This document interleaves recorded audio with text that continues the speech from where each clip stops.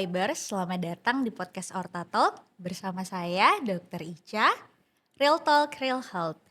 Hari ini dalam rangka memperingati Hari Hipertensi Sedunia, kita akan membahas salah satu penyakit yang sangat sering dijumpai di masyarakat namun seringkali disepelekan oleh masyarakat, yaitu hipertensi atau tekanan darah tinggi.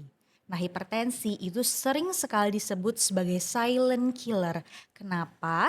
Karena tidak memiliki gejala, namun dapat menyebabkan penyakit-penyakit yang parah seperti stroke, penyakit jantung, hingga gagal ginjal. Nah, teman-teman UIBers itu harus tahu bahwa Fakultas Kedokteran Universitas Internasional Batam memiliki visi keilmuan, yaitu unggul dalam preventif sekunder pada hipertensi.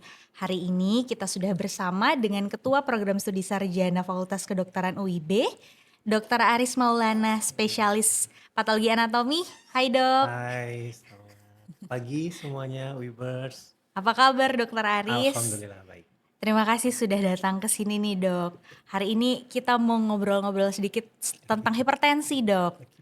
Oke, jadi mungkin untuk permulaan awal mungkin kita perlu mengenal hipertensi nih dok. Mungkin boleh dijelaskan sedikit dok ke teman-teman UIBers apa itu hipertensi dok? Baik.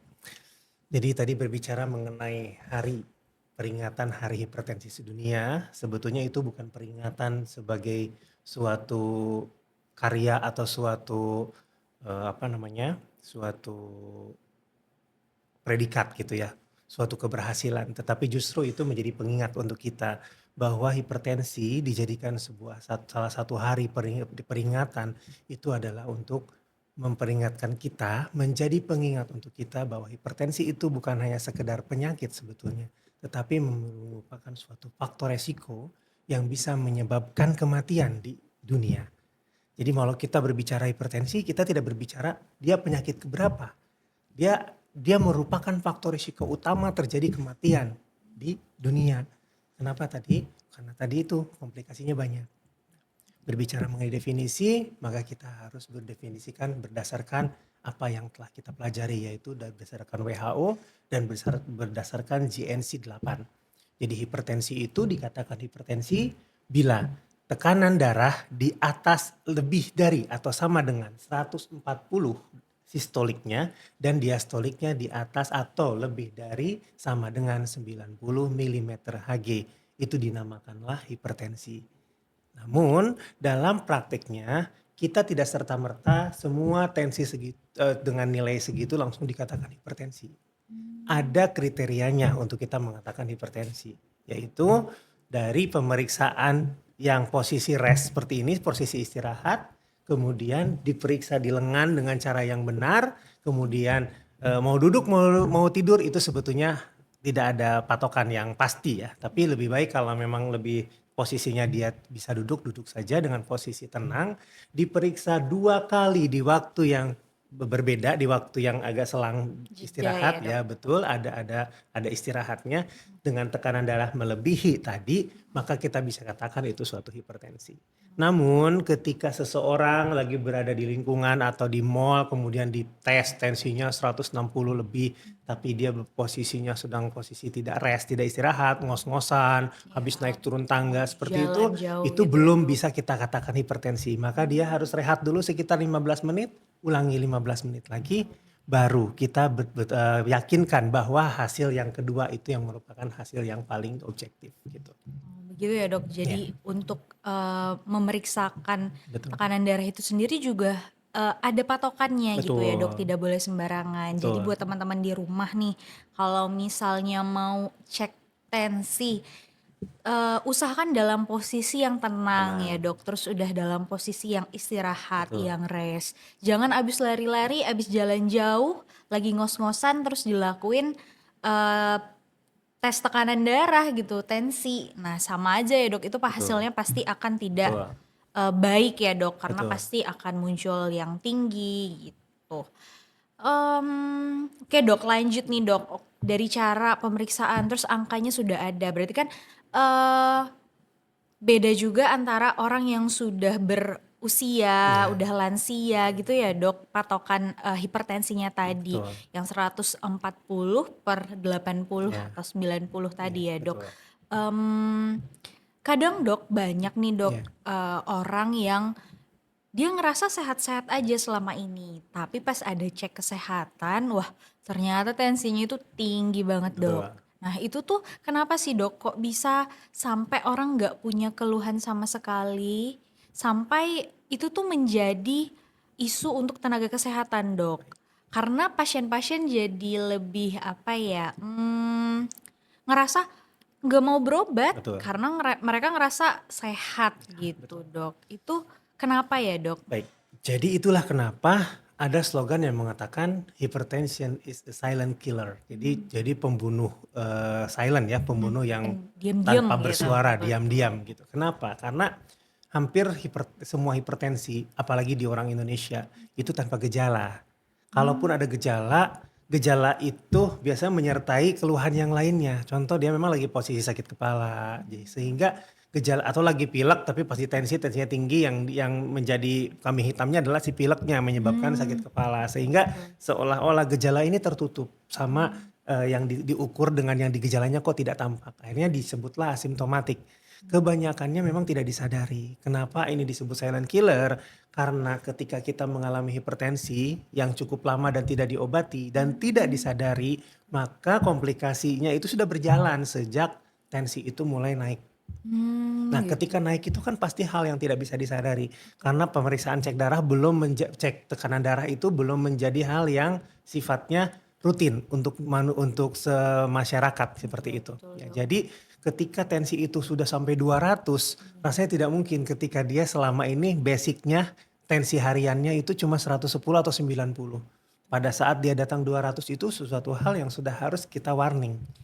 Berarti mungkin orang yang tensinya 200 terus tanpa gejala berarti di tubuhnya itu udah menoleransi berarti Betul, ya Dok? toleransi tubuh itu Betul tetap ada efek terhadap tubuhnya sendiri. Jadi betul. ketika tensi sudah mencapai 200 tanpa sebab yang pasti dinamakan hipertensi yang sekunder ya. Iya. Kalau kalau primer kan ada sebabnya, kalau Mhm. sekunder karena sebab yang lain gitu. Jadi dikatakan seperti itu kalau tensi sudah seperti itu, berarti komplikasi ke organ yang lainnya sudah tampak. Karena apa? Tubuh itu berusaha untuk meregulasi, menormalkan itu tekanan darah agar tetap di tensi yang seharusnya. Yaitu dari peran dari jantung, peran dari ginjal terutama, yaitu di sistem renin angiotensin aldosteron namanya. Ketika itu sudah tidak mampu untuk membuat tensi ini normal, maka kita perlukan terapi lebih dini. Seperti itu. Betul Karena betul. ketika itu sudah rusak, sistemnya rusak, maka hal yang pertama kali diserang adalah ginjal. Ginjalnya itu Ginjal yang akan berarti menjadi Dok. komplikasi pertama. Ginjal itu ada yang bisa menjadi gagal ginjal, ada yang menjadi hipertensinya tidak pernah terkontrol. Terus kemudian ketika hipertensi tidak terkontrol dan tidak diobati dengan baik atau tidak tertangani dengan baik, sampai membuat tekanan itu ke otak membuat pecah, itu menjadi suatu Mmm, kejadian yang dinamakan stroke. stroke, Itu yang betul. paling kita takutkan. Karena Betul. stroke adalah penyakit yang hampir menimbulkan kecacatan kepada penderitanya gitu. Walaupun ada dari 10 mungkin ada 1 2 yang bisa kembali seperti semula, tetapi dari 10 itu 8 orang itu mungkin mengalami kendaya dalam hal aktivitasnya. Seperti Oh itu. gitu Jadi ya. yang terakhir adalah di jantungnya. Mmm, Jantung juga kan untuk fungsi pompanya. betul Si pengatur tensinya rusak. betul. Jadi fungsi pompanya juga lama-lama loyo juga untuk mengatur itu. Jadi lama-lama jantungnya juga mengalami namanya hipertensi heart disease. Jadi dia nanti hipertensi heart disease juga memperberat kerja ginjal. Jadi 3 tempat ini akan menjadi sasaran utama dari hipertensi tadi. Betul, jadi Dan lingkaran setan gitu ya betul, Dok, betul. berputar-putar Ya, di hanya di situ. situ-situ saja gitu. Tuh guys, jadi komplikasi dari hipertensi ini sendiri memang menyebabkan komplikasi yang berat. Betul. Nah, kenapa disebut dengan silent killer? Iya, Karena komplikasinya itu udah bisa menyerang ginjal, jantung, bahkan sampai ke pembuluh pembuluh darah di darah di otak otak. ya Dok. Gitu. Ibarat kalian, kita aja deh dikasih tekanan tinggi terus-menerus, pasti lama-lama juga meledak ya Dok. Betul, Sama seperti organ tubuh.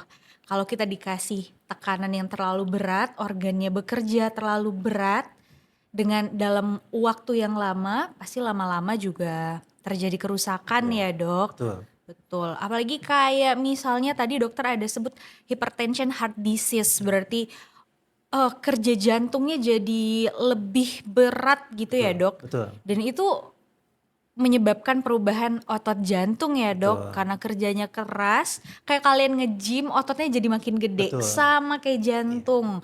Otot jantung jadi lebih gede, jadi pompanya jadi lebih gak maksimal Betul. ya dok. Jadi ketika ukurannya membesar, justru ketika pompanya itu menjadi tidak maksimal. Betul, Nah, benar. yang biasanya kalau udah membesar seperti ini, maka aliran balik karena pompanya itu sudah agak dia kuat untuk memompakan, tapi untuk memompakan baliknya agak lambat ya. Jadi Oke. biasanya ada terjadinya resistensi vaskuler yang di bawah ya, dia ada Betul. gangguan. Makanya kadang-kadang orang dengan hipertensi heart disease itu kita sering temukan adanya bengkak di area kaki Benar. karena memang alur baliknya yang tidak baik Tidak lagi baik. kondisinya. Jadi kalau kita terus-terusan diporsir pekerjaannya kan akan loyo juga. Nah ini lama-lama si jantung pun akan mengalami hendaya ya, akan mengalami penurunan fungsi seiring dengan membesarnya jantung tetapi tidak disertai dengan alirannya yang sesuai sehingga lama-lama pompanya kayak pompa kosong gitu seperti itu. Itu Yuaibers. Jadi jangan pernah nyepelein hipertensi lagi ya, karena ya walaupun tidak ada gejala, ternyata karena hebatnya tubuh kita, jadi gejala-gejala itu bisa ditoleransi, tapi itu tidak baik dan tidak sehat. Jadi mungkin eh kadang kan temen-temen UIbers nih ada orang tuanya Iya, atau betul. keluarganya yang hipertensi, itu sekarang jadi lebih bisa aware ya dok Betul. untuk pemeriksaan kesehatannya atau didatangkan ke dokter untuk dilakukan terapi gitu. Nah kita udah tahu nih definisinya dari si hipertensi. Sekarang kita tanya dok, mungkin faktor resikonya dok. Oke, faktor resikonya ini sebetulnya multifaktorial ya. Ada kita bagi yang bisa dimodifikasi sama yang tidak bisa dimodifikasi. Nah yang bisa dimodifikasi ini yang sebenarnya tugas kita untuk tugas kita sebagai tenaga medis, tugas diri Bapak Ibu atau Ibers yang sebagai pemilik tubuhnya sendiri. Kita kan harus menjaga tubuh sendiri. Jadi faktor risiko utama adalah yang paling sering adalah obesitas. Jadi hipertensi bukan sesuatu hal yang berdiri sendiri. Dia itu kadang-kadang menjadi satu sindrom, satu gejala-gejala yang bertumpuk ya. Yang paling menjadi faktor risiko pertama adalah obesitas, kegemukan. Kamu gemuk, gemuknya ukuran berapa dulu? Kita ada ukurannya. Ukuran untuk menghitung indeks massa tubuh kita ada ukurannya gitu. Yaitu pembaginya ada rumusnya adalah berat badan dibagi tinggi badan dalam meter dikuadratkan, itu hasilnya. Nanti kita lihat ringnya ada di ring normal, ring overweight atau ring yang obesitas seperti itu. Nah ini hal yang bisa dikelola. Artinya bisa unmodifiable, bukan unmodifiable, ini modifiable. Ini bisa diperbaiki. Nah cuma memang mudah diucapkan, tidak mudah untuk dilaksanakan. Ya, ibu-ibu bilang ada istilah diet hari Senin ya. Iya. Nah ini sudah Senin nih katanya, ya Senin depan. Jadi sesuatu hal yang mudah untuk diucapkan tapi sulit untuk dilakukan. Betul ya, Tetapi Dok. diperlukan niat yang cukup. Dan niatnya tidak hanya niat diri pribadi sih. Biasanya kalau di rumah keluarganya, yang Oh, kedua iya. pasangannya. Harus dua-duanya. Dukungannya ya, Iya harus Dok. dua-duanya. Kadang biasanya kita niat aja sih, Niat Dok. aja. Niat Karena ada rasa tidak enak di keluarga akhirnya Iya, ikut gitu. Akhirnya begitu, tidak benar. konsisten gitu niatnya. Oh, gitu. Gitu. Yang kedua, yang mau tidak mau, suka tidak suka, walaupun iklannya juga sudah ada peringatannya, merokok. Merokok itu adalah sesuatu hal yang menjadi faktor resiko terjadinya hipertensi. Karena untuk saat ini kelihatannya rokok cuma asap saja. Tetapi apa yang dihirup dan apa yang keluar itu berbeda hasilnya. Dan apa yang di dalam tubuh ketika diproses untuk dia hanya menyedot kemudian mengeluarkan, itu ada proses yang masuk ke dalam pembuluh darah yang berbeda dengan yang kita kira hanya sekedar mengeluarkan asap saja. Bagi seorang bukan perokok saja, mengeluarkan asap rokok dari yang jadi perokok pasif aja sudah luar biasa sakit kepalanya karena saking tidak biasanya. Karena yang dibuang menjadi gas yang tidak bermanfaat sama sekali gitu. Kemudian yang di tubuhnya memang kelihatannya memiliki efek-efek tertentu ya seperti relaksasi untuk orang tertentu. Tapi menjadi lama di kamar mandi, betul nggak? Seperti orang Benar perokok banget, itu Dok. menjadi lama di kamar mandi dan lama untuk buang air besar ya, gitu. Sehingga itu menjadi kebiasaan yang buruk di situ. Tetapi itu rokok bisa menyebabkan kanker, bisa menyebabkan hipertensi juga. Dan ini bahaya sekali kepada ibu-ibu yang sedang hamil. Memang merokok itu kalau bisa dihentikan, hentikanlah. betul. Mau merokok dengan rokok kretek biasa atau dengan vape itu sama, memiliki resiko yang sama. Kalau vape itu proses pembakarannya Hmm, dari cairan menjadi asap itu kan pasti ada proses kimia dan fisikanya seperti betul. apa yang di dalam suhu kita itu suhu yang terlampau panas di dalam kerongkongan kita. Pas masuk ke dalam Pas pada saat kita sedot kemudian tubuh kita ya. keluarkan. Memang sepertinya seperti enak ya, seperti berbau, kemudian aromanya yang wangi seperti itu. Tetapi kita harus jangan lupakan proses kimia yang terjadi pada saat kita hisap. Gitu. Itu kan masih Oke, panas oke. posisinya. Juga itu jadi beresiko terhadap kesehatan kita. Yang Hmm, ketiga, yang ini lagi-lagi sesuatu hal yang orang akan menyangkal yaitu stres. Stres psikis ya. Jadi hmm. lagi banyak masalah, kemudian tidak bisa mengendalikan emosinya. Itu akan membuat kita itu menjadi lebih emosinya labil, tensi pun akan naik. Pengaruh-pengaruh hormon itu ketika kita emosi, hormon-hormon yang berkontribusi itu banyak sekali. Makanya karena hormon enkefalin endorfinnya turun, Hmm. maka moodnya jadi jelek, serotonin dan lain-lain dia akan menciptakan suatu trigger ke ginjal maupun ke jantung untuk dia menaikkan tensinya. Jadi makanya jadi Gitu. kenapa kita kayak berdebar-debar gitu ya Betul, jadi dok. orang emosi kan mukanya merah, Mm-mm. matanya melotot gitu tuh, mata merah juga. Terus Hmm. pembuluh Ya, darahnya itu uratnya kelihatan naik urat. Itu semua. artinya apa? Artinya tekanan darah tekanan pompa di jantung itu juga meningkat. Jadi karena efek Gitu. dari emosional itu maka si tubuh si otak memberikan rangsang kemudian memerintahkan organ-organ yang untuk mengontrol tekanan darah itu untuk segera melakukan antisipasi. Hmm. Tapi kembali lagi, kalau antisipasinya setiap hari, kita dikasih tetesan air yang makin hari makin deras, kan lama-lama batu pun Bolong apa? akan bolong, Iya akan bolong retak, benar. akan patah gitu ya. Sama dengan jantung dan ginjal juga kita. Kalau misalkan terlalu banyak dikasih stresor yang seperti itu, jadi dibuat standby terus ya Hmm. capek lama-lama loyo Iya gitu. ya dok. Gitu. Yang terakhir, memang faktor resiko yang sebetulnya dibuktikan secara ilmiah memang masih tidak begitu banyak, tetapi mau tidak mau ini harus kita terima, yaitu genetik. Hmm. Yaitu orang yang menderita orang tua dengan resiko kardiovaskuler, resiko stroke, resiko Hmm. penyakit ginjal, resiko hipertensi, itu setidaknya memiliki efek genetik yang walaupun kecil kemungkinan selama kita bisa memodifikasi itu. Nah Gitu ini yang ya tidak dok. bisa dimodifikasi genetik, tapi yang dimodifikasi adalah yang tadi itu. Mm-mm. Yaitu obesitasnya, merokok, itu bisa kita Sama hindari. stresnya Sama ya dok. stresnya, kelolanya. Mungkin itu sih yang paling dominan adalah 4 itu. Paling dominan ya dok. Oke. Ngomong-ngomong faktor resikonya nih Ya, dok. Sekarang itu ya dok. Kalau dulu kita temukan hipertensi itu pada orang yang sudah tua, tua dok. betul. Tapi sekarang memang banyak banget anak muda yang udah hipertensi. Kalau dilihat dari faktor resiko yang dokter Betul. sebutkan itu emang udah jadi kebiasaan Ya, anak muda zaman sekarang ya betul. dok. Dari makan makanan, Betul. sekarang orang banyak banget makan fast food, terus juga jajan-jajan di pinggir jalan yang ya itu pasti faktor utama Ya, penyebab obesitas gitu ya, ya dok. betul.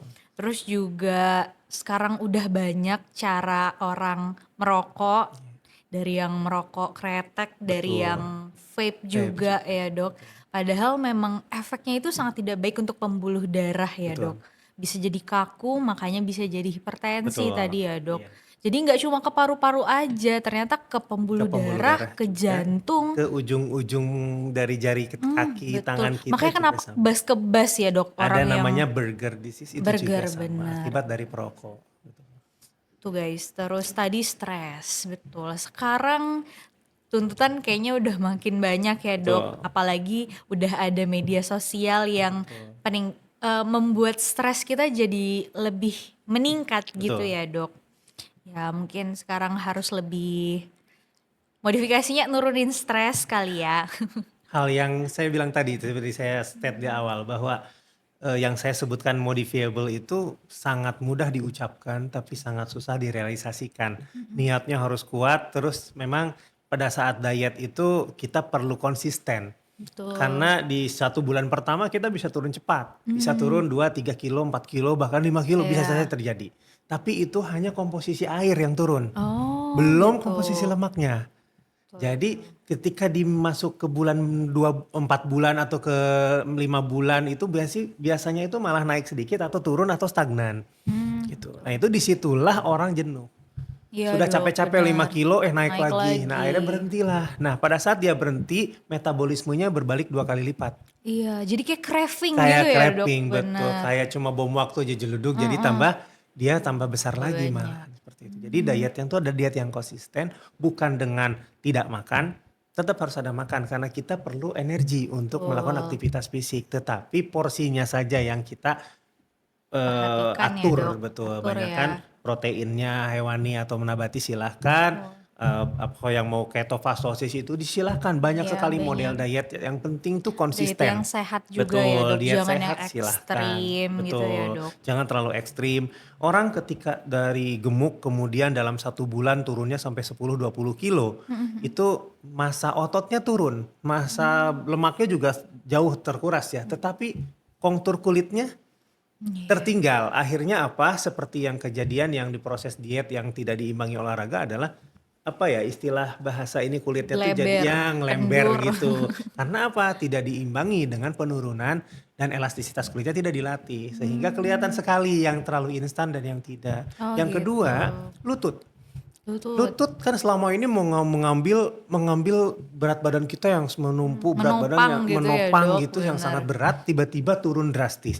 Justru lututnya tidak siap dengan itu, Oh kaget. gitu ya Jadi Dok. banyak sekali yang Bukan diet. meringankan kerja Bukan, si iya. lutut ya? Si lututnya malah jadi kaget gitu. Banyak sekali teman-teman kami yang melakukan diet yang ekstrim, yang pada akhirnya jalannya jadi agak aneh. Kenapa? Lututnya kaget dengan seperti itu. Karena tidak dilatih sejak, kalau dilatihnya dengan olahraga, kemudian dengan dietnya tuh diatur gitu, tidak terlalu ekstrim seperti itu lututnya juga dan tubuhnya siap untuk menerima itu. Mungkin otot-otot di bawahnya Iya, jadi lebih otot-otot di dari bawahnya pun siap karena kan menjadi tegang, regang, kemudian si kulitnya kan tetap kencang, tidak terjadi lember seperti tadi.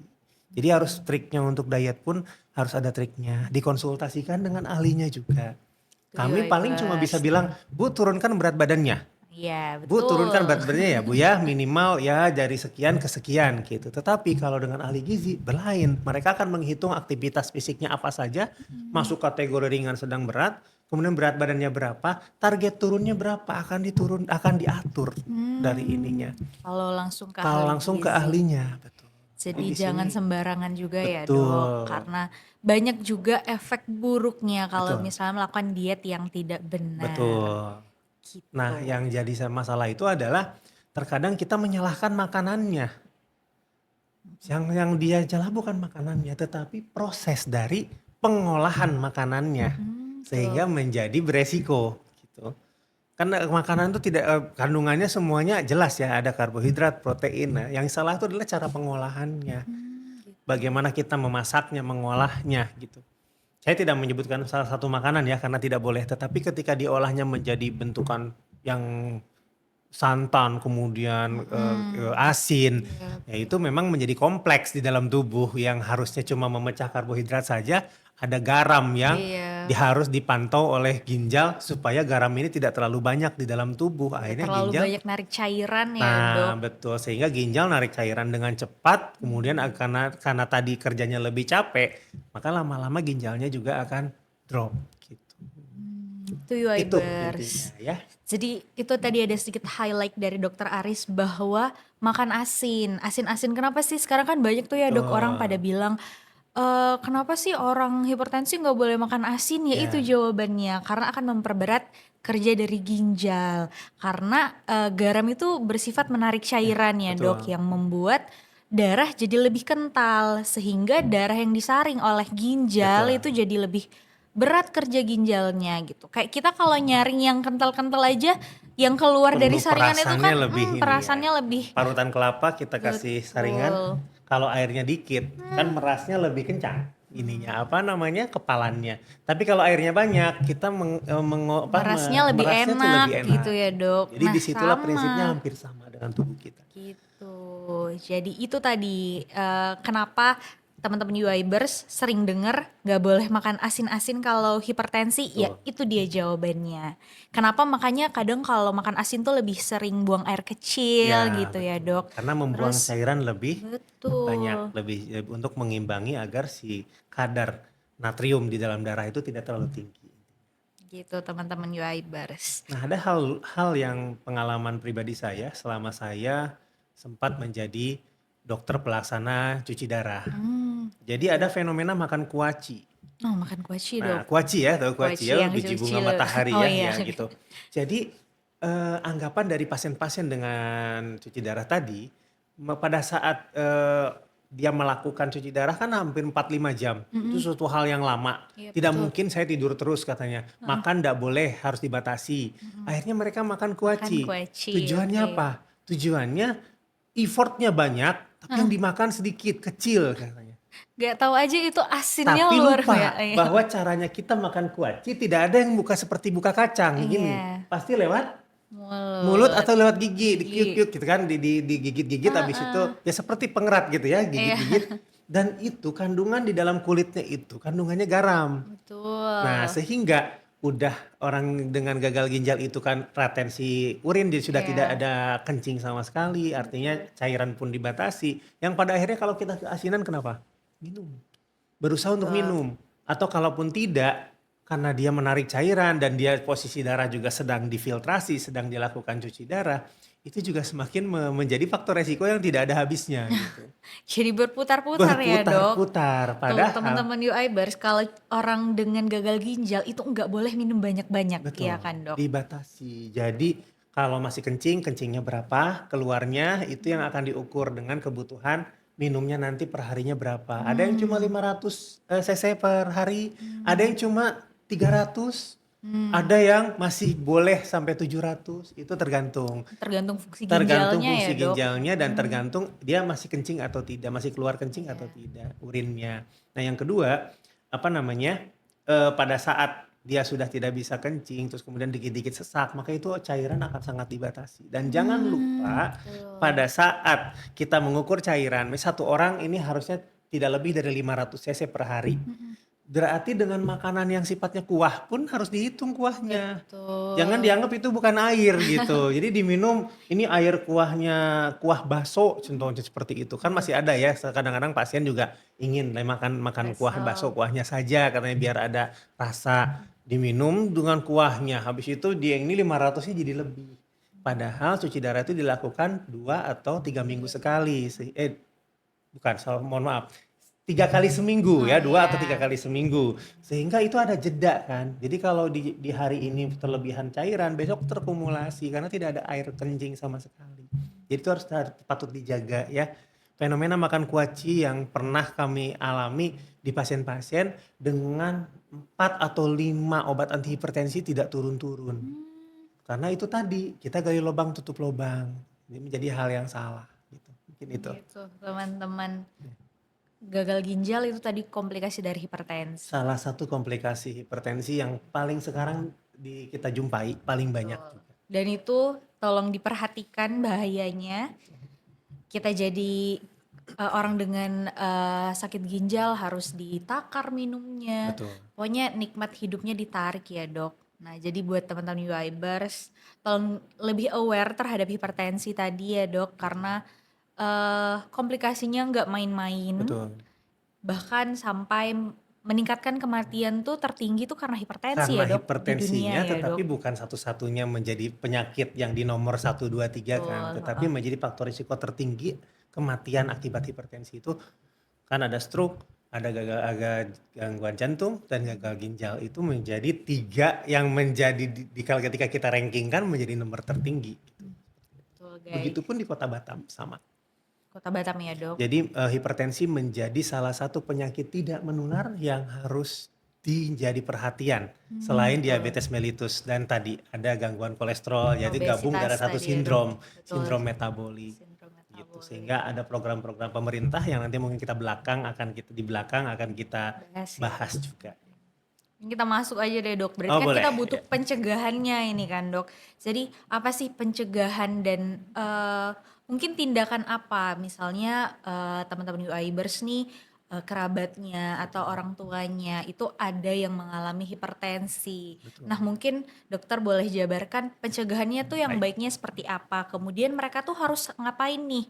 Harus bawa kemana? Harus dikasih terapi apa gitu? Baik, jadi dalam setiap kali kita melakukan edukasi, yang paling pertama itu sebetulnya meningkatkan kesadarannya dulu kan. Betul. Ketika dia memiliki kesadaran, minimal dia mau memeriksakan dirinya dulu. Mmm, Saya termasuk kategori resiko yang mana? Sekarang pun dalam aplikasi JKN mhm, mobile saja, itu selalu diadakan screening kesehatan mandiri. Jadi kita dilakukan kuesioner-kuesioner, di situ kita yes, tinggal mengisi ya tidak, ya tidak, ya tidak, ya tidak. Di situ akan kelihatan resikonya apa faktor resiko. sebetulnya. Tapi kebanyakan kuesioner yang tidak didampingi itu melenceng jawabannya, tidak Mmm, sesuai realitanya, dibilangnya sehat-sehat menyangkal, ya aja karena ya, saya Dok? sehat begitu. Iya. Jadi belum tepat sasaran ini. Jadi pada saat pengisian itu memang harus jujur, makanya kejujuran itu muncul karena kesadaran. Seperti itu. Yang pertama tuh harus Betul. sadar diri dulu kita. Kita termasuk resiko yang mana? Yang paling gampang adalah orang tua kita meninggal karena apa? Mmm, Kalau karena sakitnya jantung, sakitnya diabetes, maka mungkin 25% ada resiko penyakit yang sama dengan orang tua di kita. Yang bisa mengendalikan adalah tadi, resiko yang dapat dikendalikan. Kalaulah aktivitas stres, aktivitas fisik, kemudian kita obesitas, obesitasnya makannya. dikelola pola makannya gitu. Kalau pencegahan secara umum adalah kesadaran yang paling pertama. Yang kedua, kenapa kami membuat moto itu preventif sekunder? Oke. Preventif sekunder itu kan, dan dari preventif itu levelnya ada 3. Ada primer, sekunder, kemudian tersier. Nah yang primer ini kan berarti untuk mencegah untuk mengobatinya ya. Tapi kalau sekunder itu tidak hanya sebelum dia datang berobat, yang sudah berobat pun kita cegah agar tidak terjadi komplikasi. Gitu. Kan kalau tahapan kita dalam melakukan suatu promosi itu pertama promosi, prevensi kan, Mhm, kurasi itu melakukan pengobatan kuratif, kemudian rehabilitasi. rehabilitasi, baru limitasi ya terakhir gitu. 5 kaidah kita dalam melaksanakan ke, ke, Pengobat. ke pengobatan di dalam masyarakat seperti itu. Tapi kalau kita promosi saja, kita hanya bicara saja, hanya melakukan edukasi saja, itu belum cukup membuat masyarakat sadar. Kemudian kita tambahkanlah di preventif. Preventif itu ada lagi levelnya tadi, primer, sekunder, dan Tersier. tersier. Nah, ini semua dilakukan secara bertahap. Kita lakukan edukasi, kita lakukan kunjungan, kemudian kita juga lakukan pemeriksaan, kemudian kelola dia sebelum terkena. Bagi yang sudah terkena, jangan kita biarkan. Justru cegah komplikasinya dengan minum obat teratur kalau memang menggunakan obat. Kalau dia masih bisa memungkinkan diet, maka dietlah dengan baik sesuai anjuran dokter tadi. Gitu intinya. Jadi pencegahan, kalau program nasional kita sudah tahu ada cerdik, ada patuh. Kita coba raih satu-satu ya. Cerdik itu apa? Yang pertama cek kesehatan berkala. Berapa persen keluarga Webers di sini yang hingga saat ini belum pernah sekalipun medical check up? Pasti datang rata-rata karena Mungkin sakit. sakit. Kalau sudah sakit, batuk pilek, baru tahu tuh tensi saya tinggi terus gitu. Atau pada saat ada bakti sosial baru saya nyoba, kemudian tensi saya 120, oh normal. Tensi saya baru 200, nah baru bingung. Seperti itu. Jadi berapa persen di masyarakat di Indonesia yang melakukan medical check up selain kebutuhan pekerjaan? Kadang-kadang pekerjaan kita harus ada medical check up, tetapi yang kesadaran sendiri satu keluarga kita bawa medical check up.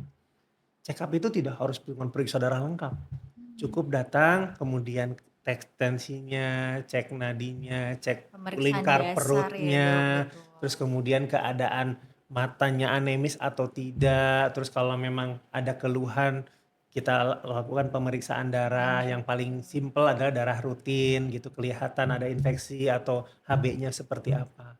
Itu sudah cukup. Tapi kalau mau bergerak pemeriksaan yang lainnya asal memang itu cost-nya ada, Mhm. memang kita memiliki silahkan. Kalaupun tidak, mungkin kalau yang usianya sudah di atas 40-an masuk program Bisa Prolanis itu mulai bisa dilaksanakan ada pemeriksaan. posyandunya, Ya di teman-teman. pos Pos lansianya lansia, ya. pos Jadi itu ada bindu, Prolanis ya. Prolanis di puskesmas masing-masing itu sudah ada programnya. Biasanya ada kerjasamanya untuk pemeriksaan darah setiap berapa bulan sekali, 3 bulan Iya, sekali atau 6 bulan 6 bulan sekali. sekali. Itu dimanfaatkan. Karena itu Betul. suatu program pemerintah yang baik, yang karena kurang kesadaran masih belum bisa dimanfaatkan dengan baik. Betul, Jadi jangan dikira cakupan kadang belum tua jadi belum mau periksa betul, gitu ya Dok, dan padahal 35 itu udah boleh kita periksa ke situ betul. ya Dok, Data karena sekarang, data statistik di BPS maupun di Dinas Kesehatan Kota Batam ataupun di dunia, sekarang mendefinisikan hipertensi itu membuat suatu data epidemiologi dari usia 18 tahun betul 18 ya Dok, hingga di lansia ya, hingga lansia. 70-an hingga 80-an seperti itu. Jadi 18 tahun sudah memiliki resiko saat Iya. ini. Bahkan Posbindu tuh itu udah bisa cek guys kalau jadi kalau teman-teman yang 20 tahun, 30 tahun sekarang itu udah bisa ikut posyandunya yang Betul. diadakan oleh puskesmas biasa ya Ya, Dok. terkadang kadang kita tuh menolak dengan kata posyandu ya. Karena Mhm, posyandu itu untuk bayi sesuatu hal yang misal. untuk bayi, bayi sehat gitu, balita gitu. Tapi posyandu itu apa? Pos pelayanan Terpadu. terpadu. Kan kalau terpadu artinya tidak pos pelayanan bayi, pos pelayanan balita tidak ada.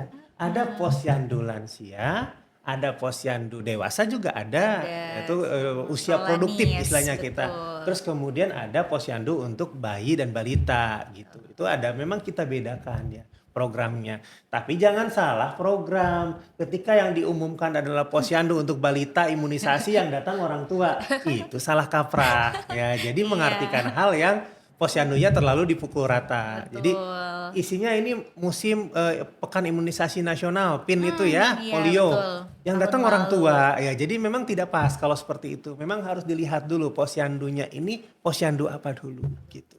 Harus tepat sasaran jadinya.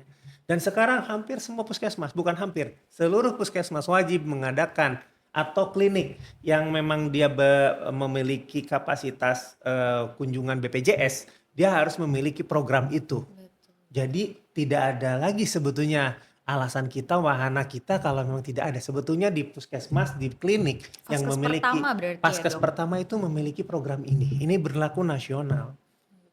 Dan kita memang kebanyakannya karena gengsi ya, karena Iya, malu. Wah, saya malu. dikira penyakitan nanti kalau ikut itu, seperti itu. Bahkan kami kalau lagi bakti sosial, kadang kami mengikuti senamnya ibu-ibu lansia, yang ngos-ngosan kami. Karena apa? Kami tidak pernah dipapar yang seperti itu ya. Kami tidak, karena aktivitas fisik kita semuanya dari mulai datang kerja, kerja Iya, pulang, duduk makan, gitu duduk, ya. seperti itu aktivitasnya. Tidak ada kita melakukan aktivitas fisik yang sifatnya ada ritmenya, Oh ada gitu, endurance-nya yang seperti kriteria olahraga tadi. olahraga Gitu. ya, Dok. Jadi kalau kita bicara cerdik, cek kesehatan yang pertama. Terus yang ini lagi-lagi menjadi faktor risiko yang gampang untuk diucapkan tapi sulit untuk kaum yang mengalaminya, yaitu enyahkan asap rokok. Enyahkan asap rokok ketika dia sakit, dia janji. Saya janji tidak akan merokok. Saya sudah kapok merokok. Tapi ketika dia sudah sembuh, sudah sehat kembali, kan sudah sehat kembali. Sehingga dia mau lagi untuk merokok kembali seperti itu. Itu hal yang terjadi. Termasuk di keluarga saya sendiri, di almarhum keluarga saya, papa saya juga sama. Ketika dimasuk di ICU dia bilang, saya tidak janji tidak akan merokok lagi. Di belakangnya sembunyi-sembunyi, lebih parah sembunyi-sembunyi dibanding terang-terangan. Terang-terangan masih bisa kita Kan. kendalikan. Jadi yang pertama tadi adalah dari cerdik tadi, sebenarnya pertama adalah kesadaran dari pelakunya Betul. sendiri ya. Kembali lagi ya, Dok, Kembali bahwa lagi. butuh kesadaran. Sekuat-kuatnya program, kalau kesadarannya tidak muncul itu tidak akan berjalan. Soalnya kalau merokok ini, Dok, kalau orang yang nggak kena sakit biasanya nggak akan berhenti. Ya Betul. kan, Dok? Nggak ngerti deh lagi.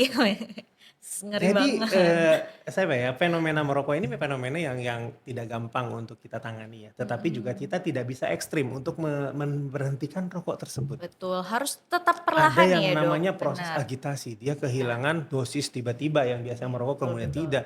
Mungkin lidah pahit, keringat dingin, seperti itu tuh Gemeteran terjadi. gitu ya, Iya, Dok. Benar, bergetar benar. gitu ya. Karena yang saya perhatikan dan saya sudah coba lakukan observasi pada orang-orang perokok. Hal yang pertama kali ketika orang berpuasa ya, contoh Iya, betul. berpuasa, yang pertama kali dia lihat adalah minum dan Ngerokok, rokoknya. benar. Makannya belakangan.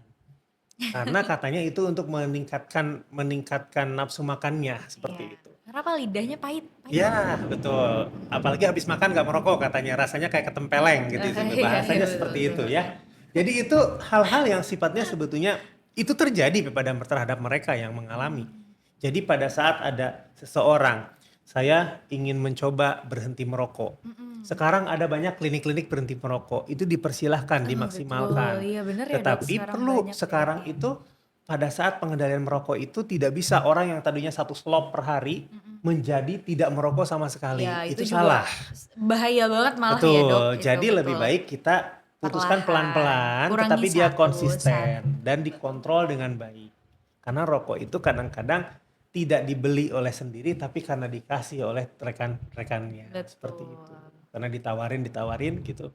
Ada fenomena baik ketika saya sendiri membuat aturan bahwa rokok itu dilarang di rumah, dia tidak beli, orang tua saya termasuk orang tua saya tidak beli, tetapi karena dia nongkrong dengan temannya, ada yang Iya, mendapatkan lagi. Jadi memang perlunya niat, bukan keinginan untuk itu. betul. Sehingga di klinik berhenti merokok itu diperlukan komitmen, diperlukan konsistensi, dan diperlukan pengaturnya. Ada yang memonitornya bahwa Kontrol, ini iya. harus diindikan. Dan satu-satunya yang bisa mengontrol dan paling galak itu bukan pasangannya, tapi biasanya anaknya. Anaknya ya Dok, sayang anak biasa ya. Biasanya orang tua apalagi laki-laki ya, apalagi anaknya perempuan, itu biasanya ketika anaknya yang Suruh berhenti. bicara berhenti, itu biasanya akan mencoba untuk merealisasikannya gitu. Ah, kalau kalau gitu Jadi ini berarti salah kayak satu triknya ini gitu. teman-teman kita yang di sini lama lagi Dok punya anak perempuan. Nah, kalau itu Berhenti perlu merokoknya kesadaran lama berarti lagi ya tuh Dok. gitu. Udah senyum-senyum aja ini Dok. Jadi untuk merokok itu dari mulai di dalam bungkusnya sudah ada aturannya Nggak seperti takut Dok apa, orang. terus kemudian eh, undang-undang yang mengatakan area Betul. bebas merokok juga sudah diadakan, area khusus untuk merokok juga sudah disiapkan walaupun jauh tetap dilaksanakan ya karena memang kesadarannya belum muncul gitu. Betul. Tetapi terkadang kita tidak boleh melupakan resiko perokok pasif itu lebih tinggi dibandingkan perokok aktif sebetulnya. Jadi kita sayangilah keluarga kita mulai dari sekarang. Kalau nggak mulai dari sekarang kapan lagi? Now or never itu jelas ya, maksudnya kalau nunggu sakit biayanya jadi mahal. Sakit itu Iya. mahal. Ketika kita merasa kita sudah menjadi sakit, itu sakit akan terasa mahal. Tapi sakit tidak ada harganya ketika kita sehat memang, karena kan kita tidak memerlukan itu. Tidak ada dari gaji pokok kita yang kita pakai, yang kita dapatkan, kita alokasikan untuk kesehatan itu hampir tidak ada. Yang Jarang ya. alokasikan sendiri, ini untuk kesehatan, ini untuk keperluan primer, kemudian ini sekunder, ini nggak ada. Betul. Untungnya sekarang kita ada juga asuransi dari Asuransi. setiap pekerjaan kita dibebankan asuransi. Asuransi Nah, asuransi kesehatan ya. kesehatan apapun itu. Jadi itu sebenarnya sebagai jaminan untuk kita. Jadi berbahagialah ketika Weverse ataupun rekan-rekan yang mendengarkan, ketika Anda bekerja kemudian ada fasilitas asuransi kesehatannya, apapun itu, maka itu tolong dioptimalkan. Gitu. Seperti Sudah itu ada sih. jaminan Iya, ya Dok. jadi cerdik ya tadi sudah. Oke, Mohon maaf nih tidak sehat. maju-maju. Cek kesehatan, nyalakan asap rokok, R-nya apa? Rutin Rutin berolahraga. Nah, olahraga. olahraga yang dimaksud itu adalah yang minimal waktunya 20 sampai 30 menit di pagi atau sore hari. Saya tidak menganjurkan malam hari karena udara di malam hari kadar oksigennya lebih rendah Rendah, dibandingkan di betul. siang hari atau di pagi hari. Kemudian memiliki kriteria. Kriterianya itu ada kripe. Continuous artinya berkesinambungan. Jadi Nggak boleh jangan berhenti-berhenti. betul seminggu atau sebulan sekali itu bukan olahraga lagi. Itu namanya membuang keringat Oh saja. iya. Jadi harus ada kripe, ada endurance-nya juga, ada ritme ya. Ritem ya. Continuous rhythm, kemudian intensity, ada intensitasnya. Kita mau ngapain? Mau jalan dulu, habis jalan tangannya digerakkan, habis jalan lebih cepat sedikit. Ada endurance, kemudian ada endurance-nya terakhir tuh kekuatan, ketahanan. Habis itu ada pendinginan. Jadi setelah olahraga keliling lapangan, ternyata di pinggir lapangannya ada pentol, gado-gado dan lain. Akhirnya jadinya istirahatnya E-nya ke Ke situ. Itu juga menjadi hal yang pentol. salah. Makanya tantangan buat saya ketika kita melakukan olahraga adalah jangan bawa uang. Bawalah kalau minum secukupnya. Kalau bawa Iya. handphone pun jangan dipegang. Saya simpan di yang ada kan sekarang casing yang Iya, di lengan gini aja. Kalau ada telepon emergensi baru diangkat, kalau tidak jangan enggak. dipegang ya Ya, Dok. kadang Kalau dengan nggak musik boleh, tapi kiwis. hati-hati mau olahraga di pinggir jalan dengan menggunakan musik kadang-kadang Meningkatkan pengawasan kita ini ya, menjadi tidak terfokus sehingga betul. kita tiba-tiba di tengah-tengah. Jadi sehingga ada kecelakaan-kecelakaan yang tidak Mhm, bisa kita duga. Ada bahaya orang teriak kita tidak bisa dengar. Jadi tolong betul. yang menggunakan headset atau menggunakan Bluetooth untuk earphone itu mohon volumenya agak diturunkan pada saat Rendahkan. olahraga. Karena ketika ada bahaya tidak ada orang yang bisa memperingatkan karena tidak terdengar. Gitu. Betul. Jadi olahraga tadi sudah sampai di R, cerdik. D-nya D, itu saya lupa diet ya. Ya, diet, oke, oh ya diet diet. itu hal yang saya bilang tadi mudah diucapkan, tidak mudah dilaksanakan. Tetapi dimulai dari hal kecil. Sebetulnya kalau di dalam Islam sudah diajarkan caranya berpuasa. Itu Mhm. adalah cara untuk kita melakukan niat. Ketika kita sudah niat kuat kita mau berpuasa, maka dari pagi sampai maghrib itu kita bisa bertahan. Artinya apa? Kekuatan dari niatnya dan komitmen dari keluarganya. Hindari makan ini ya. Datang anaknya dari rantau membawa makanan yang disebut tadi. Tidak dimakan jadi masalah karena tidak merasa diterima gitu ya. Iya Jadi akhirnya betul. memang perlu komitmen. Kalau memang orang tua kita sakit diabetes dan sakit hipertensi, maka bawalah makanan yang memang bisa dikonsumsi oleh orang tua kita. Jadi kesalahannya dari kita jadi jatuh-jatuhnya, ya kan? Yang Iya ya salah dok. bukan makanannya, yang salah datangnya ini tidak di tepat sasaran gitu. Wah, jadi Iya betul datangnya betul. duren, terus kemudian apa namanya makanan-makanan yang manis gitu, Betul. terang bulan gitu, seperti itu ya, dibawakan ya yang namanya ingin mana bisa kita tahan gitu. Tetapi prinsip dari Islam adalah berhenti sebelum kenyang. Betul. Maka lebih baik kalau kepepetnya kita pengen, maka obatilah lidahnya kita. Mhm. Jadi cukup kayak nyicip Cicip gitu ya. Kalau benar. orang bilang kepuhunan atau apa ya Pengampunan namanya ya juga. kempunan boleh seperti itu. Nanti kalau orang bilangnya ngeces kalau nggak dicobain ya itu intinya kita cukup untuk mencoba saja. Betul. Jadi kalau misalkan buahnya kebesaran ya potong sekecil mungkin biar bisa kita Cicip berbagi. Jadi gitu ya. hanya mencicip saja. Itu boleh, bukan dilarang semuanya. Orang diabetes kemudian dia menderita sakit hipertensi. Artinya nggak boleh manis-manis, nggak boleh mengurangi nasi dan Asin mengurangi bukan. asin. Apa yang dia makan? Iya kalau Akhirnya apa? dipikir-pikir. Yang dimakannya cuma kentang, cuma yang nggak ada rasanya. Akhirnya Betul. apa? Nafsu makannya turun, jadi bahkan malah tambah drop seperti itu. Jadi jangan terlalu ekstrim kita melakukan diet. Gitu. Terus kemudian di Di I-nya apa ya? Saya lupa ini.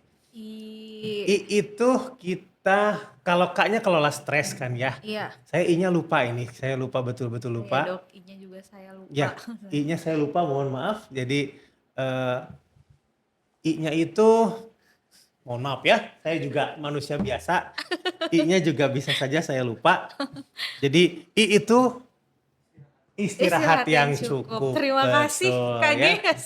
Jadi ini hal yang saya mohon maaf. Jadi karena juga saya manusia. Iya iya dok, it's Kadang-kadang okay dok. mudah diucapkan, jadi ketika diingat seperti ini kita akan sedikit lupa, Betul yaitu betul. istirahat yang cukup. Istirahat yang cukup itu berapa sih idealnya gitu kan pertanyaannya. Jadi ketika kita bertanya berapa idealnya, maka satu hari itu adalah 6 sampai 8 jam. Oke, Tidur malam. tidur malam. Tidur malam tidak bisa tergantikan dengan tidur Siang. siang. Jadi kalau di malamnya merasa begadang, tidurnya bukan berarti tidur siangnya harus 8 jam.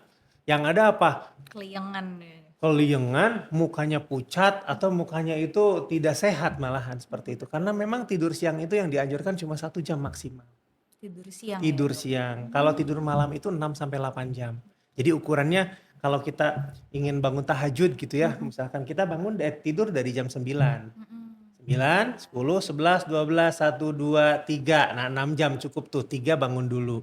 Kalau mau istirahat lagi silahkan. Jadi tetap 8 jam itu bisa terpenuhi, maka aktivitas fisik kita akan lebih baik, akan lebih Di fresh. siangnya ya dok, Ya. lebih Nah fresh. kebanyakan yang jadi masalah sekarang, mau di anak-anak maupun di dewasa, pada saat dia menjelang tidur, dia masih memegang handphone. Betul. Sehingga ketika ada satu pesan masuk dia layani atau satu beranda masuk di TikTok ataupun IG dia ikutin tahu-tahu jamnya sudah menunjukkan pukul 1 malam atau 2 malam sehingga Lewatlah istirahatnya waktunya. Dan kita perlu tahu kenapa tidur itu sangat-sangat penting karena efek dari circadian rhythm. Mmm, Ada kortisol, hormon kortisol yang mengatur mood, yang mengatur nanti tuh dia mengatur tekanan darah juga di situ. Karena oke. kortisol itu bisa ke mood, yaitu ke serotonin, kemudian untuk yang ke tensinya ke angiotensin tadi. Ya, jadi itu Gitu. merupakan hal yang penting istirahat itu. Lantas bagaimana dengan pekerja malam, Dok? Gitu. Mmm, ya makanya tuh sering banget dibilang kalau tensi tinggi, nggak tidur ya, Ya, begadang ya, gitu ya, begadang Dok? seperti itu. Nah, kalau Iya, pekerja malam itu kan mhm, suatu resiko pekerjaan. mhm. Artinya kita imbangi. Berarti aktivitas fisik di siang harinya jangan terlalu berlebihan. Oh gitu. Artinya di malam harinya masih bisa fit. Tapi kan pasti urutan malam itu paling banyak kan dua hari atau 3 hari habis itu off ya, ada Iya, off-nya. ada Nah, itu memang tujuannya adalah untuk mengimbangi hal tersebut. Jadi istirahat ya, Dok? kedokteran kerja itu sudah menghitung Mhm, berapa kapasitas vitalnya dia untuk bisa tetap bekerja di malam hari. gitu. Sehingga seperti itu dan memang 8 jam biasanya. Terus ada extra fooding di malam hari. Tuh. Extra fooding di malam hari tujuannya adalah untuk menjaga kondisi tubuhnya ini agar tetap kebutuhan energinya terpenuhi. Jadi extra feeding-nya gimana tuh, Dok? Extra fooding itu memang yang dianjurkan sesuai dengan kapasitas kerjanya. Jadi yang mengandung protein. Oke. Bisa itu dalam bentuk telur, Jadi kemudian malam itu susu, sambil ya tetap konsumsi itu ya, Dok? konsumsi itu tuh bukan Iya. untuk kita menjaga apa namanya menghancurkan dietnya seseorang ya, tetapi Mhm. extra fooding dipakai untuk menambah energinya. Energi ya, Dok. Jadi bukan Betul. kayak martabak malam-malam Bukan, gitu ya, Dok. ya apalagi Soalnya gitu, Dok, saya kalau dikasihnya jaga telur, IGD iya. ya, Dok, ya malam kalau apa ya makannya yang manis-manis gitu, Manis, terus Dok. kemudian dikasihnya super mie, kemudian sama Betul. telurnya gitu ya. Itu Mhm. sebetulnya extra fooding yang tidak tepat sasaran Oh gitu. sebetulnya. Berarti memang, sebaiknya memang harus makan tapi harus, yang bikin energize ya, Dok, Betul, bukan jadi yang yang paling bagus adalah rebusan sebetulnya. rebusan. Iya, Oke, jadi apapun oke. itu, mau ketela, mau, telur, itu yang sifatnya direbus gitu ya. Jadi kita Gitu. memang makanannya tidak makanan berat seperti itu. Mhm. Jadi ketika kita pun jaga ada waktunya bisa istirahat, ketiduran pun tidak menjadi hal yang berat untuk lambung kita. Jadi Gitu, perlu betul. diingat pada saat kita makan apapun 3 jam lambung bisa mengosongkan itu semua. Sehingga bagi orang yang senantiasa kekenyangan kemudian ketiduran, maka seringkali di tengah-tengah dia tidur terjaga kemudian dia ada rasa panas di tenggorokan mau muntah. Itu namanya Gitu. GERD. GERD. Jadinya itu kalau sudah jadi penyakitnya. Tapi Iya, Dok. sebetulnya secara fisiologis si klep yang ada di sini tuh Mhm. harusnya dia tertutup sempurna. Tapi karena efek gravitasi jadinya Gitu. dia ada cairan HCl yang sampai ke daerah si si klep tadi, maka Mhm. klep itu terbuka karena Kayak efek pintu dari gitu ya, iya Dok? pintunya jadinya menganga sedikit, jadi Betul. rasanya panas ke atas, rasanya mau muntah. Itu penyebab GERD, guys. Jadi Jadi kapan kita terakhir gitu. makan? Terakhir Mhm. pertanyaannya adalah pada saat minimal 3 jam sebelum kita Sebelum tidur. tidur. Jadi kalau kita hitung waktu buka puasa Mhm. adalah jam 6 sampai jam 7 ya. Iya. Kemudian kita tarawih, itu Mhm. untuk mengosongkan lambung kita. Oh gitu. Nah, jadi ada yang suka buka puasanya habis tarawih, kalau dia langsung mengaji energinya dipakai, tapi kalau langsung tidur itu menjadi hal yang menjadi masalah ke depannya, Mhm. seperti itu. Jadi memang kalau dianjurkan buka puasa itu saat berbuka, makan Ya. saat berbuka ya Hadisnya kan sudah jelas ya, lebih baik. menyegerakan berbuka, mengakhirkan makan sahur, artinya menjelang imsak kita masih minum dulu dan lain-lain, terus kemudian Betul. kalau untuk buka kita segerakanlah berbuka. Itu udah hadisnya sudah jelas sebetulnya gitu. Betul. Nah, yang terakhir adalah kelola stres. Stres. Salah satu faktor risiko tadi adalah stres karena hubungannya dengan hormon di otak kita yang memberikan rangsang, memberikan stimulasi ke organ-organ kita untuk mencegah Mhm. itu. Nah, stres seseorang tidak harus kalau dia stres berarti dia itu gila, bukan. Mhm. Jadi stres yang dimaksud adalah kemampuan dia untuk mengendalikan emosinya. Jadi ketika dia bisa membuat mekanisme coping, membuat dia tuh bisa menerima, mencegah dia kecemasannya itu berlebihnya bisa dikendalikan, bukan tidak mungkin bahwa, otak akan membuat endorfin, enkefalin yang sangat dominan sehingga mengurangi resiko kardiovaskuler, resiko hipertensi dan juga resiko gagal ginjal tadi bisa turun, Betul, betul. seperti itu.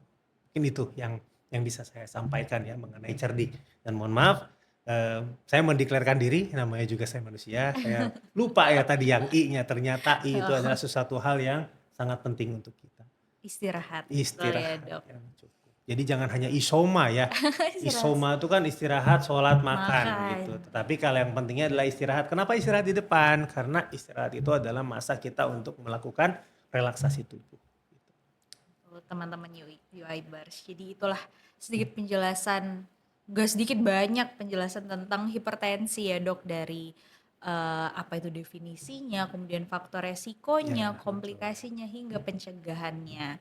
Jadi teman-teman UIBers harus lebih aware lagi sama kerabatnya, keluarganya yang mungkin menderita hipertensi. Jangan sepelekan ya dok. Mungkin dokter boleh sedikit kasih apa ya, pesan untuk teman-teman UIBers kita di Oke, rumah. baik. Jadi untuk yang telah terdampak terhadap sakit hipertensi ya, sedang mengidap penyakit hipertensi, jangan itu merupakan suatu kayak sebuah akhir dari setiap kehidupan, tidak. Walaupun komplikasinya itu tadi kita katakan komplikasi yang menjadi penyebab kematian, tetapi ini bisa dicegah. Salah satu trik yang pertama adalah tadi, meningkatkan kesadaran Anda mengenai kesehatan, itu sangat penting. Yang kedua, ya, dan lihatlah keluarga kita, bukan melihat orang lain. Lihatlah keluarga kita, semua keluarga ingin melihat keluarganya bahagia, dari bahagia yang dengan sehat, dengan hidup produktif itu yang akan lebih baik. Yang pertama. Yang kedua, bagi yang memang mengonsumsi obat-obatan anti hipertensi, anti diabetik, tolong harus diketahui obatnya apa yang akan diminum. Jadi obatnya katanya saya mau makan seperti makan kacang katanya. Karena obatnya ada 5 atau 6. Tapi saya tanya, obatnya apa saja? Nggak tahu dari dokter. Ke depan, Betul. sayangilah diri Anda. Kita harus tahu obatnya apa. Dok, ini obat apa, obat apa, fungsinya apa. Silahkan ditanyakan sehingga kita tahu. Obat tensinya ini saya, misalkan belakangnya pril. Captopril, ramipril, lisinopril, nah pril-prilan itu. Harus tahu Atau efek samping. ya, jadi harus tahu juga ketika nanti pada saat Batuk. kontrol, ibu ada keluhan atau tidak. Nah, keluhannya pada saat paling sering dari yang golongan obat pril-pril tadi, itu adalah batuk yang tidak disebabkan oleh sebab apapun ya, bukan kalau batuk pilek. Itu biasanya setiap makan itu batuk kering, biasanya ada intoleran terhadap golongan obat itu, sehingga perlu disesuaikan. Itulah gunanya kontrol, tidak beli sendiri. Betul ya. Yang kedua, kalau misalkan obat diabetes tuh apa obatnya? Karena ada obat yang diminum sebelum makan, ada yang obat diminum di antara makan, ada yang diminum setelah makan. Termasuk insulin, itu juga sama, harus dilihat insulin yang disuntikan malam atau disuntikan pagi, siang, sama malam lagi. Seperti itu. Itu harus diperhatikan. Obatnya pahami obat apa yang dimakan, obat apa yang dikonsumsi. Ya. Terus kemudian yang selanjutnya, cerdik tadi bukan hal yang mustahil kita lakukan, maka itu lakukanlah.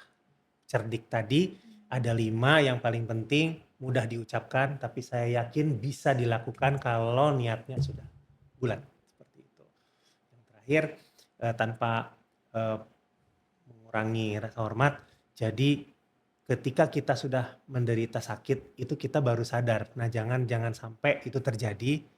Bagaimanapun sehat itu mahal ketika kita sakit. Seperti itu sih mungkin yang bisa saya sampaikan. Terima kasih banyak Dokter Aris atas ilmunya hari ini, luar biasa sekali. Banyak insight baru ya untuk kita teman-teman, highlight baru. Semoga penjelasan ini itu membuat kesadaran kita lebih tinggi lagi terhadap hipertensi dan tidak menyepelekan hipertensi. Mulai dari sekarang kita harus menyayangi diri kita sendiri, kemudian orang tua kita, orang-orang terdekat kita dari bahayanya si hipertensi ini. Jadi hipertensi itu bukan penyakit yang sepele, yang dengan mudah kita diamkan saja gitu, karena efek sampingnya, komplikasinya itu sangat mematikan ya dok. Semoga juga FKUIB dengan keunggulannya yaitu preventif sekunder pada hipertensi itu dapat bermanfaat ya dok untuk Amin. masyarakat Amin. kita, untuk menurunkan, membantu pemerintah menurunkan angka hipertensi, karena sampai saat ini juga angka hipertensi itu masih menjadi top 3 di PTM nasional ya dok, betul. dan upaya yang sudah dibuat oleh pemerintah itu sudah sangat banyak, termasuk tadi ada cerdik, patuh ya dok. Ya. Jadi teman-teman UIbers, terima kasih banyak sudah menonton podcast kita kali ini. Sampai jumpa di episode selanjutnya. Real Talk, Real Health. Bye!